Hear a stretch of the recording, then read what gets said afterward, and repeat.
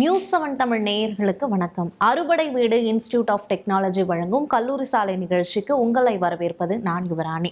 +2 results வந்தாச்சு. அடுத்து மாணவர்கள் என்ன படிக்கணும், என்ன கோர்ஸ் சூஸ் பண்ணணும், பொறியியல் துறையில் எதிர்காலத்தை ஆள போகிற துறைகள்லாம் என்ன, இந்த மாதிரி நிறைய விஷயங்களை இன்னைக்கு நிகழ்ச்சியில் பேச இருக்கோம். இந்த கேள்விகளுக்கெல்லாம் விளக்கம் அளிப்பதற்காக தான் அறுபடை வீடு இன்ஸ்டிடியூட் ஆஃப் டெக்னாலஜியோட principal doctor G Selvakumar sir நம்ம கூட இணைஞ்சிருக்காரு. வாங்க சாரை வெல்கம் பண்ணிட்டு ஷோக்குள்ள போகலாம். வணக்கம் சார். வணக்கம். நியூஸ் 7 தமிழ் நேயர்கள் அனைவருக்கும் எனது காலை வணக்கங்களை தெரிவித்துக் கொள்கின்றேன். சார், இப்போ இன்ஜினியரிங் படித்தாலே வேலையே கிடைக்காது அப்படின்னு சொல்லப்படுற இந்த சூழ்நிலையில் இன்ஜினியரிங்க்கு ஸ்கோப் இப்போ எப்படி இருக்குது? இன்ஜினியரிங் அப்படின்றது வந்து எப்பவுமே பார்த்திங்கன்னா ஒரு எவர் கிரீன் ஃபீல்டு. நான் எல்லா கூட்டங்களையும் சொல்கிறது உண்டு. இந்த உலகத்தை வந்து ஒரு மில்லியன் நாடுகளுக்கு முன்னாடி ஒரு சூப்பர் பவர் படைச்சது அப்படின்னா அது சில பேர் வந்து அதுக்கு கடவுள் அப்படின்னு பேர் கொடுத்துருக்காங்க. மற்றவங்க வந்து ஒரு சூப்பர் பவர்னு நம்புகிறாங்க. அதுக்கப்புறம் வந்து இப்போ நம்ம பார்க்குற இந்த வேர்ல்டு வந்து யார் படிச்சிருக்காங்க அப்படின்னா இன்ஜினியர்ஸ் தான் ஒன்று சொல்லுவேன் நான். இன்றைக்கி நம்ம என்ன சொஃபிஸ்டிகேஷன் என்ஜாய் பண்ணுறோமோ, என்ன ஃபெசிலிட்டிஸ் என்ஜாய் பண்ணிட்டுருக்கிறோமோ, whatever developments is happening in this world, அது எல்லாமே வந்து நிச்சயமாக வந்து இன்ஜினியர்ஸ் இல்லாமல் வந்து அது நிச்சயமாக அந்த வாய்ப்புகள் இல்லை. So engineering field is ever green field. அதனால் இன்ஜினியரிங் படிப்பு அப்படின்றது பார்த்திங்கன்னா எப்போவுமே வந்து ஒரு டிமாண்ட் இருக்கக்கூடிய ஒரு ப்ரொஃபஷனல் கோர்ஸ். ஓகே சார், இப்போ இன்ஜினியரிங் தான் படிக்கணும் அப்படின்னு நினைக்கிற மாணவர்கள் இப்போ செய்யக்கூடியது என்ன? இப்போ அவங்க என்ன பண்ணணும்? இப்போ வந்து +2 எக்ஸாம் ரிசல்ட் வந்திருக்குது. இன்னும் ஒரு 2 மாதமோ இல்லை 3 மாதமோ வந்து அவங்களுக்கு டைம் இருக்குது. இந்த பீரியடில் என்ன பண்ணணும்னு சொல்கிறேன். அதுக்கப்புறம் வந்து எப்படி வந்து after joining the engineering program என்ன பண்ணணும் அப்படின்றதையும் பார்க்கலாம். இப்போ வந்து மாணவர்கள் வந்து ஒரு நல்ல படிப்பை தேர்ந்தெடுக்க வேண்டும். அதே மாதிரி ஒரு நல்ல கல்லூரியை தேர்ந்தெடுக்க வேண்டும். இதுக்கு வந்து பல அவென்யூஸ் இருக்குது, பல யூனிவர்சிட்டிஸ் இருக்குது. இன்றைக்கி வந்து இந்தியா முழுக்க பார்த்திங்க அப்படின்னா central universities, state universities, deemed to be universities, state government university கீழே இருக்கக்கூடிய அஃபிலேட்டிங் காலேஜஸ் அப்படின்ட்டு பல விதமான கல்லூரிகள் நம்ம இந்தியாவில் இருக்குது. இது ஒரு காம்ப்ளெக்ஸ் எஜுகேஷன் செட்டப்னு சொல்லலாம் இந்தியாவை பொறுத்த மட்டும். ஸோ இதில் வந்து நம்ம சூஸ் பண்ணுற கல்லூரியும் பல்கலைக்கழகமும் வந்து ரொம்ப ஒரு வைஸ் டெசிஷன் நம்ம எடுக்க வேண்டிய ஒரு சூழ்நிலையில் இருக்கும். அதே மாதிரி என்ன துறையை தேர்ந்தெடுக்க வேண்டும் என்பதுமே வந்து ஒரு வைஸ் டெசிஷனாக இருக்க வேண்டியிருக்கு. ஸோ இந்த மாதிரி ஸ்டேட் யூனிவர்சிட்டி, சென்ட்ரல் யூனிவர்சிட்டிஸ்க்கு போகிறதுக்கு வந்து என்ட்ரன்ஸ் எக்ஸாமினேஷன்ஸ் அப்படின்றது இருக்குது. ஃபார் எக்ஸாம்பிள் நீங்கள் NITs, IITs போகணும் அப்படின்னா JEE அப்படின்ற ஒரு எக்ஸாம் எழுதி ஆகணும். அதில் JEE ப்ரிலிமினரி எழுதி சக்ஸஸாக நீங்கள் கம்ப்ளீட் பண்ணிங்க அப்படின்னா NITs ஜாயின் பண்ணலாம். அதுக்கப்புறம் JEE அட்வான்ஸ் வந்து எழுதி அதில் வந்து நல்ல ஸ்கோர் வந்துச்சு அப்படின்னா then you can join Indian Institute of Technology. So இந்த மாதிரி வந்து ஒரு காம்படிட்டிவ் எக்ஸாம் எழுதி போக வேண்டிய சூழ்நிலைகள் அந்த மாதிரியான டாப் இன்ஸ்டியூஷனுக்கு இருக்குது. நம்ம தமிழ்நாட்டை பொறுத்த மட்டும் அண்ணா யூனிவர்சிட்டி வந்து ஸ்டேட் யூனிவர்சிட்டி. அதற்கு கீழே வந்து பார்த்திங்கன்னா 500க்கும் மேற்பட்ட அஃபிலேட்டிங் காலேஜஸ் இருக்குது. அதில் 2 கேட்டகரி, ஒன்று அஃபிலேட்டிங் காலேஜ், இன்னொன்று அட்டானமஸ் இன்ஸ்டிடியூஷன். இந்த கல்லூரிகள் வந்து நமக்கு சேர்க்கை எல்லாம் அட்மிஷன் போடணும் அப்படின்னா அதுக்கான counselling process, online counselling process இன்னும் ஸ்டார்ட் பண்ணுவாங்க. அதுக்கான ஷெடியூல் வந்து கவர்மெண்ட் அனௌன்ஸ் பண்ணுவாங்க. அதுபடி நீங்கள் வந்து அப்ளை பண்ணி அதில் ஜாயின் பண்ணிக்கலாம். டீம் டு பி யூனிவர்சிட்டிஸ் அப்படி சொல்லக்கூடியது வந்து இந்தியா முழுக்க எல்லா மாநிலங்கள்லையும் இருக்குது, நம்ம மாநிலங்களில் இருக்குது. எங்களுடைய கல்லூரியும் என்னுடைய பல்கலைக்கழகம் பார்த்திங்கன்னா Vinayaka Missions Research Foundation deemed to be university அந்த கேட்டகரியில் வரக்கூடிய ஒரு பல்கலைக்கழகம். ஸோ இந்த பல்கலைக்கழகமும் நீங்கள் கல்லூரியும் சூஸ் பண்ணுறது அப்படின்றத பொறுத்த மட்டும் பல ஃபேக்டர்ஸ் நம்ம கன்சிடர் பண்ணணும். அதில் ஏற்கனவே ஒரு மீட்டிங்கில் நான் சொல்லியிருக்கிறேன். நான் ப்ரிலிமினரி ஃபில்ட்ரேஷன் அப்படின்னு பார்க்கும்போது இந்த கல்லூரிக்கு எந்த விதமான ஏஜென்சிஸ் எல்லாம் வந்து தரச்சான்றிதழ் வழங்கியிருக்கிறாங்க அப்படின்றத ஃபஸ்ட்டு ஸ்டேஜ் ஆஃப் ஃபில்ட்ரேஷன் நம்ம எடுத்துக்கலாம். For example national assessment and accreditation கவுன்சில்னு சொல்லக்கூடிய NAAC அப்படின்றது வந்து அனைத்து விதமான படிப்புகளுக்குமே வந்து தரச்சான்றிதழ் வழங்கக்கூடிய ஒரு சென்ட்ரல் கவர்மெண்ட்டுடைய ஆர்கனைசேஷன். இன்ஜினியரிங் கல்லூரிகளுக்கு மட்டும் பார்த்திங்கன்னா நேஷனல் போர்ட் ஆஃப் அக்ரிடிடேஷன் சொல்லக்கூடிய NBA அப்படின்றது இருக்குது. இது இல்லாமல் வந்து NIRF என்று சொல்லக்கூடிய நேஷனல் இன்ஸ்டிடியூஷனல் ரேங்கிங் ஃப்ரேம்வொர்க் அப்படின்றதும் ஒரு தரச்சான்றிதழ். இந்த எல்லாமே வந்து சென்ட்ரல் கவர்மெண்ட் ஆஃப் இந்தியாவுடைய ஏஜென்சிஸ். ஸோ இதுக்கப்புறம் பார்த்திங்கன்னா ப்ரைவேட் ஏஜென்சிஸ், எக்கச்சக்கமான ப்ரைவேட் ஏஜென்சிஸ் இருக்குது. அதில் வந்து குறிப்பிட்டு சொல்லக்கூடிய சில ஏஜென்சிஸ் பார்த்திங்கன்னா QS வேர்ல்டு யூனிவர்சிட்டி ரேங்கிங் என்று சொல்லக்கூடிய அது ஒரு UK பேஸ்டு ஒரு ஆர்கனைசேஷன். உலகம் முழுக்க இருக்கக்கூடிய பல்கலைக்கழகங்களை தரச்சான்றிதழ் வழங்கக்கூடிய அந்த ஒரு ஆர்கனைசேஷன் தான் QS வேர்ல்டு யூனிவர்சிட்டி ரேங்கிங் அப்படின்றது. அந்த ஆர்கனைசேஷன் வந்து இந்தியன் இன்ஸ்டிடியூஷனுக்குன்னு ஒரு எக்ஸ்க்ளூசிவ் எவாலுவேஷன் சிஸ்டம் வச்சுருக்காங்க. அதனுடைய பேர் QS iGauge. அதில் என்ன விதமான ரேங்கிங் ப்ராசஸ் வச்சுருக்காங்க, அதே மாதிரி வெவ்வேறு ஏஜென்சியில் வந்து என்ன அவார்ட்ஸ் அண்ட் ரெக்கக்னிஷன்ஸ் வாங்கியிருக்காங்க அப்படின்றத பொறுத்து நம்ம வந்து முடிவுக்கு வரலாம். ஏன்னா இந்த ரேங்கிங், அக்ரிடிடேஷன், அவார்ட்ஸ், ரெக்கக்னிஷன் எல்லாமே ஒரு பர்டிகுலர் பராமீட்டர் வச்சு பார்த்து மட்டும் தரது கிடையாது. ஒரு கல்லூரியில் வந்து ஒரு பல்கலைக்கழகத்தில் இன்ஃப்ராஸ்ட்ரக்சர் ஃபெசிலிட்டிஸ் எப்படி இருக்குது, கட்டமைப்பு எப்படி இருக்குது, அதனுடைய பாடத்திட்டம், கரிக்குலம் அண்ட் சிலபஸ் எப்படி இருக்குது, ஃபேக்கல்ட்டி குவாலிட்டி, ஃபேக்கல்ட்டியுடைய குவாலிஃபிகேஷன் அண்ட் அவங்களுக்கு கெரியர் ப்ராஸ்பெக்ட்ஸ் என்னெல்லாம் ஒரு கல்லூரி வந்து வழங்குது, இந்த மாதிரி கவர்னன்ஸ் அந்த கல்லூரியுடைய நிர்வாகம் எப்படி இருக்குது, இந்த மாதிரி வந்து பல பேராமீட்டர்ஸை எடுத்து தான் அந்த எவாலுவேஷன் கொடுக்குறாங்க. ஸோ அதில் நல்ல ரேட்டிங் இருக்கா, அட்லீஸ்ட் 1 or 2 ரேட்டிங் வந்து ஒரு கல்லூரிக்கு இருந்தது அப்படின்னாலும் நிச்சயமாக வந்து ஒரு நல்ல கல்லூரின்னு நம்ம முடிவுக்கு வரலாம். ஸோ அதில் வந்து ஒரு நல்ல ரேட்டிங் இருக்கா, எத்தனை ஏஜென்சி வந்து அந்த தரச்சான்றிதழ் பண்ணியிருக்கிறாங்க, எத்தனை ஏஜென்சி வந்து அவார்ட்ஸ் அண்ட் ரெக்கக்னிஷன்ஸ் வாங்கியிருக்கிறாங்க, இதுதான் வந்து உங்களுக்கு ஃபஸ்ட்டு ஸ்டேஜ் ஆஃப் ஃபில்ட்ரேஷனாக இருக்க முடியும். இதுக்கப்புறம் நீங்கள் எந்த கல்லூரி சூஸ் பண்ணுறதா இருந்தாலும் அந்த கல்லூரிக்கு நேராக போய் பாருங்கள். நீங்கள் நான் வெப்சைட்டில் பார்க்குறதோ இல்லை வந்து அதனுடைய சோஷியல் மீடியா பேஜஸில் பார்க்குறதோ அப்படின்றது வந்து ஃபஸ்ட்டு ஒரு ப்ரிலிமினரி ஐடியா நமக்கு கொடுக்கும். பட் கம்ப்ளீட் 100% அந்த ட்ரூ இன்ஃபர்மேஷன் நமக்கு எப்போ கிடைக்கும் அப்படின்னா, நீங்கள் நேராக அந்த கல்லூரிக்கு போய் பார்த்து விசிட் பண்ணி அந்த கல்லூரியோட இன்ஃப்ராஸ்ட்ரக்சர் என்ன, ஃபெசிலிட்டிஸ் என்ன இருக்குது, அதோடைய மாணவர்களோட நம்ம இன்ட்ராக்ட் பண்ணுறது. ஸோ அந்த மாதிரி வந்து ஒரு ப்ராசஸ் நம்ம பண்ணும்போது தான் we will get first hand information about the institution. இது வந்து பார்த்திங்கன்னா கல்லூரிகளை எப்படி செலக்ட் பண்ணுறது அப்படின்றதுக்கான ஒரு வழிமுறை. இதற்கப்புறம் கோர்சஸ் அப்படின்னு பார்த்தீங்கன்னா, நான் ஏற்கனவே சொன்ன மாதிரி வந்து engineering is an ever green field. அதில் வந்து கம்ப்யூட்டர் சயின்ஸ் தான் வந்து டாப்பா, இல்லை மெக்கானிக்கலா, இல்லை சிவிலா, இல்லை எலக்ட்ரிக்கல் எலக்ட்ரானிக்ஸா அப்படின்றதெல்லாம் வந்து இன்றைக்கி வந்து பொதுவாக மக்களுக்கு இருக்கக்கூடிய கருத்து என்னென்னு பார்த்தீங்கன்னா, computer science engineering is very popular, அது படித்தா உடனே வேலை கிடைக்குது, அதனால் வந்து எல்லாருமே கம்ப்யூட்டர் சயின்ஸ் படிக்கலாம் அப்படின்றாங்க. இன்றைக்கி இருக்கக்கூடிய காலகட்டத்தில் பார்த்தீங்கன்னா, இன்றைக்கி எல்லா ஐடி இண்டஸ்ட்ரியுமே வந்து இட் இஸ் ஃபேஸிங் ரெசெஷன். இந்த வருஷம் ஒரு நியூஸ் நீங்கள் பார்த்துருப்பீங்க, ஐஐடியில் வந்து படித்து முடித்த மாணவர்களுக்கு 30%க்கு மேலே வேலை இல்லை அப்படின்றது. அப்போது இந்த மாதிரி இருக்கக்கூடிய சூழ்நிலையில் நம்ம எப்படி தயார் பண்ணிக்கிறது அப்படின்னா, எல்லா கோர்ஸுக்குமே ஈக்குவல் ஆப்பர்ச்சுனிட்டிஸ் தான் இருக்குது. அது இந்த காலகட்டத்தில் பார்த்திங்கன்னா கம்ப்யூட்டர் சயின்ஸாக இருக்கட்டும், சிவிலாக இருக்கட்டும், இல்லை மெக்கானிக்கலாக இருக்கட்டும், ஆட்டோமொபைல் இன்ஜினியரிங்காக இருக்கட்டும், எல்லாத்துக்கும் ஈக்குவல் ஆப்பர்ச்சுனிட்டிஸ் தான் இருக்குது.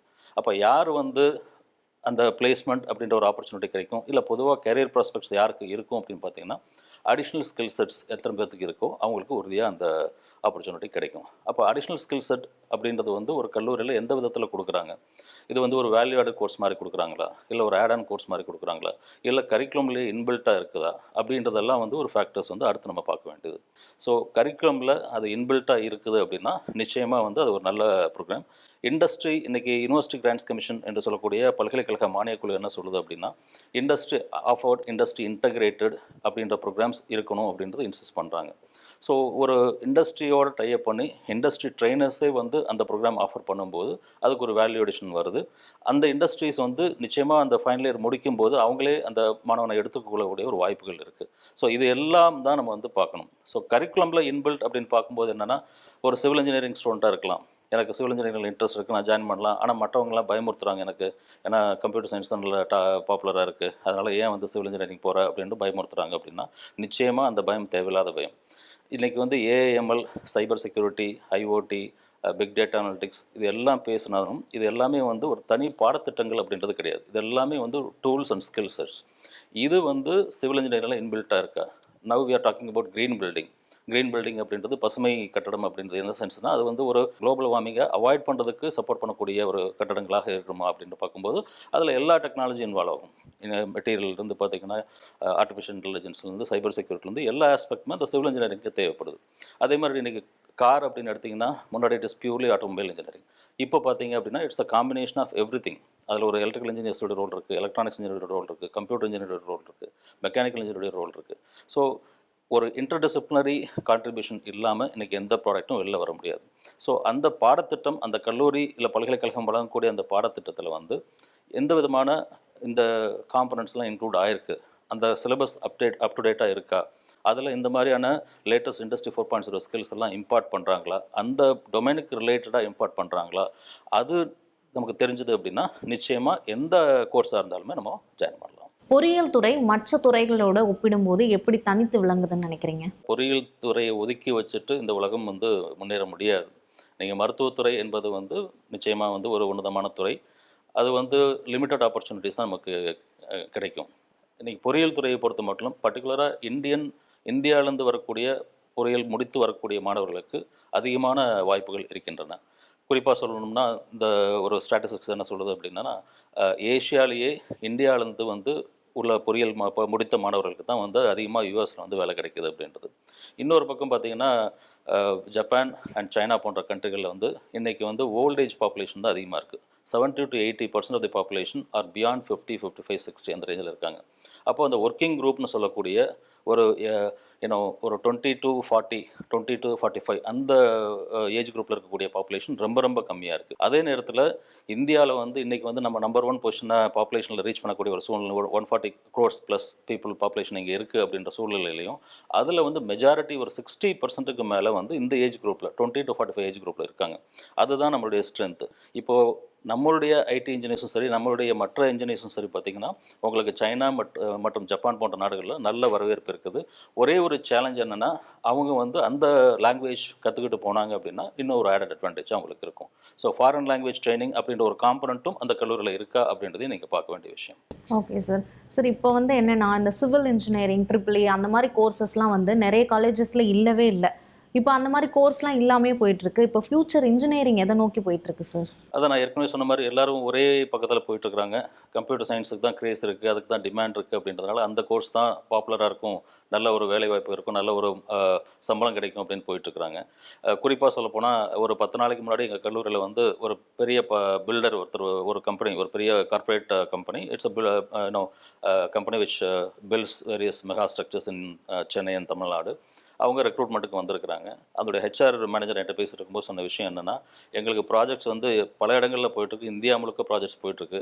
ஆனால் ஒரு பக்கம் நம்ம வந்து we are producing more computer science engineers, but இன்னொரு பக்கம் பார்த்திங்கன்னா அந்த பேலன்ஸ் அப்படின்றது மிஸ் ஆகுது. இங்கே இன்றைக்கி வந்து தமிழ்நாட்டிலையும் சரி, சென்னையிலையும் சரி எவ்வளவோ இன்ஃப்ராஸ்ட்ரக்சர் ப்ராஜெக்ட்ஸ் வந்துட்டுருக்குது.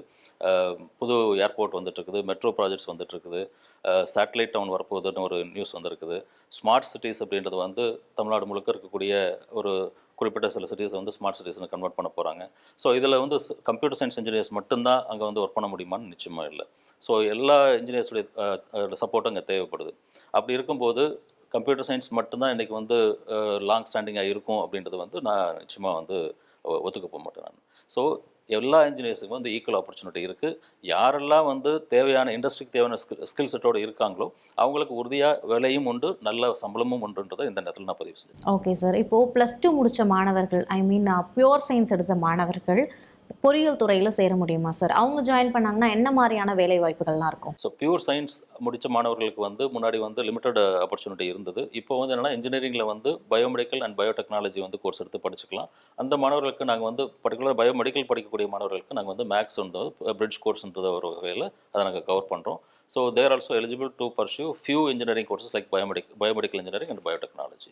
வேலை வாய்ப்புகள்னு பார்த்திங்கன்னா முடிச்சு வரும்போது எல்லாத்துக்குமே அது ஈக்குவல் தான். அது ஏன்னா என்ட்ரி வந்து if eligibility is there and they're getting admitted, நிச்சயமாக வந்து அவங்களுக்கு வேலை வாய்ப்புகளில் எந்த டிஸ்கிரிமினேஷனும் இருக்க போகிறது கிடையாது. Okay sir. இப்போ பொறியியல் துறையோட நோக்கங்கள் என்ன சார்? இப்போ பொறியியல் துறையை சூஸ் பண்ணணும் அப்படின்னு நினைக்கிற மாணவர்களுக்கு என்னென்ன திறன்கள்லாம் இருக்கணும்? பொறியியல் துறையை செலக்ட் பண்ணுற மாணவர்களுக்கு என்ன திறன் அப்படின்றத விட, எந்த மாணவராக இருந்தாலுமே அந்த கல்லூரி என்ன திறன்களை அவங்களுக்கு வழங்குகிறது அப்படின்றது தான் மெயின்.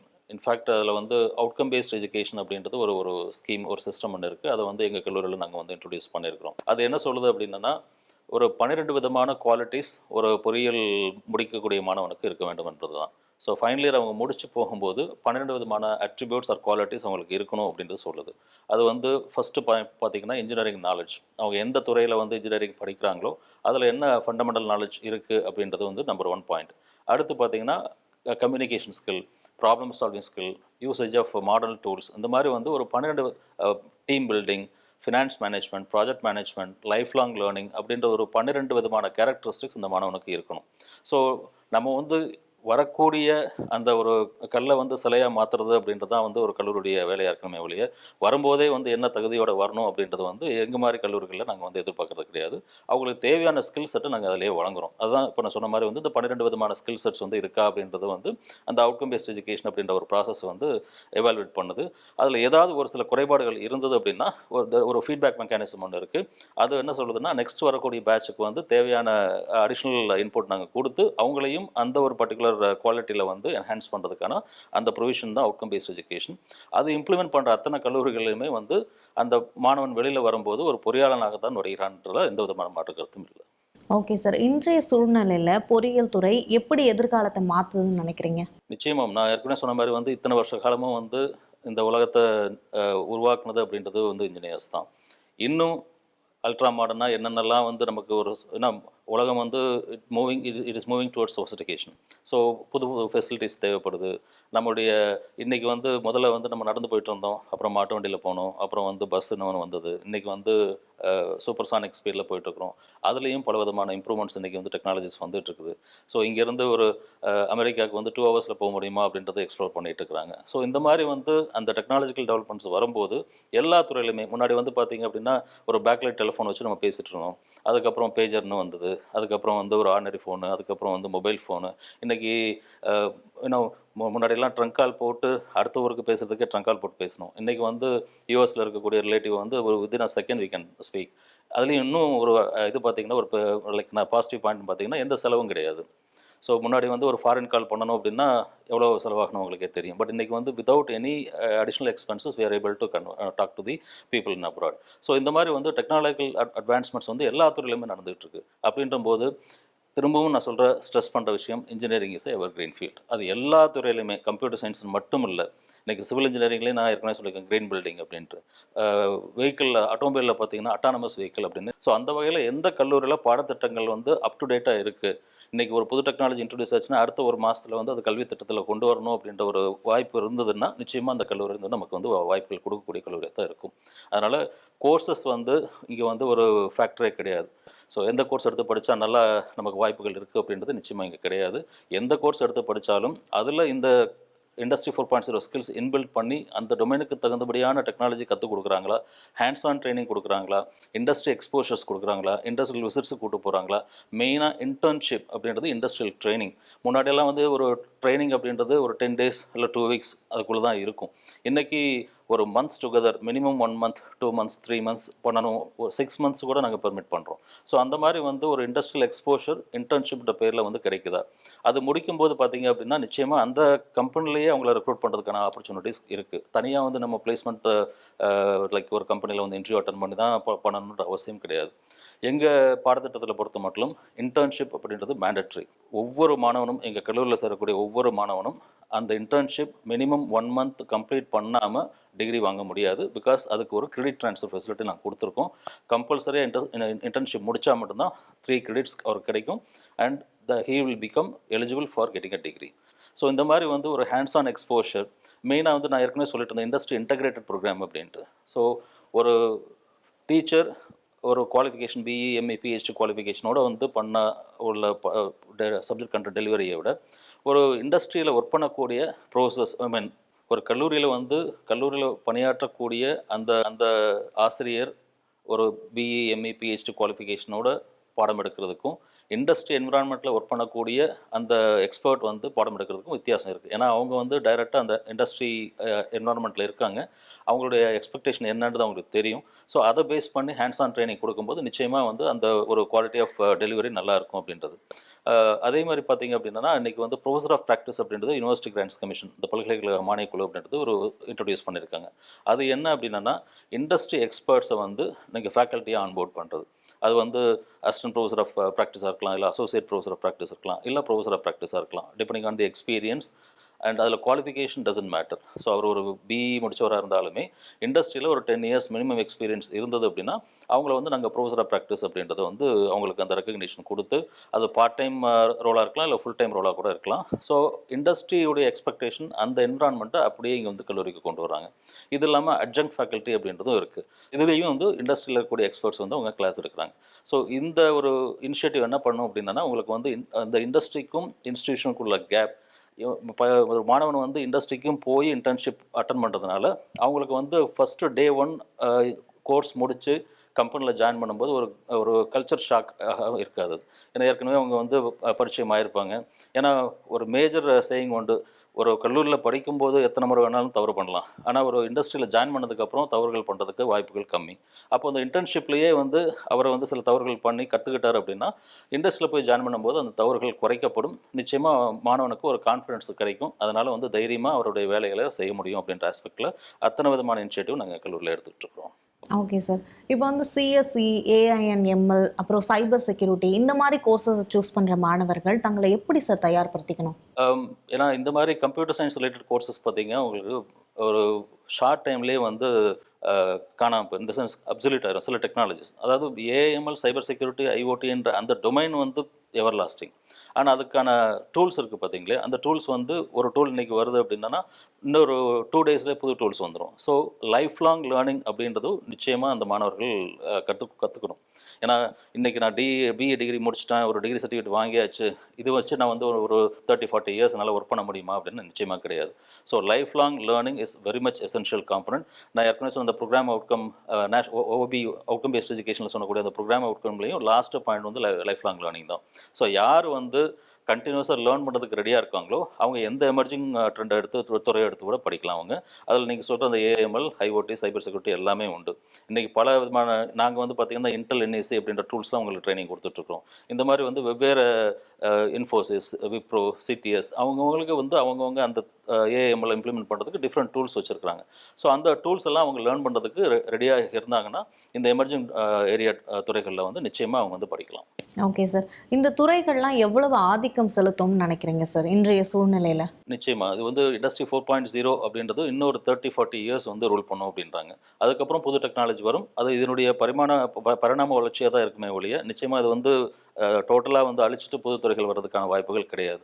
ஸோ இந்த இண்டஸ்ட்ரி 4.0 என்று சொல்லக்கூடிய AIML, artificial intelligence, machine learning, cyber security, industrial internet of things என்று சொல்லக்கூடிய ஒரு விஷயம், and blockchain technology, data analytics, அதே மாதிரி வந்து electric vehicle technology, autonomous vehicle, robotics, 3D printing என்று சொல்லக்கூடிய எல்லாமே வந்து இன்னும் மினிமம் 30-40 இயர்ஸுக்கு வந்து அதோடைய லைஃப் இருக்குது. அதுக்கப்புறம் வந்து அது வேறொரு டைமென்ஷனில் வந்து திரும்ப வரும். ஸோ டோட்டலாகவே இது வந்து இதுக்கு தேவையில்லாத ஒரு துறையாக போயிடும் அப்படின்றது நிச்சயமாக இல்லை. சார், இவ்வளோ நேரமாக நிகழ்ச்சியில் கலந்து கொண்டு பொறியியல் துறை சம்மந்தப்பட்ட நிறைய கேள்விகளுக்கு ரொம்பவே அழகாக பதில் சொன்னீங்க. ரொம்ப ரொம்ப நன்றி சார். நன்றி. நேயர்களே, மீண்டும் மற்றொரு கல்லூரி சாலை நிகழ்ச்சியில் சந்திக்கலாம். நன்றி, வணக்கம்.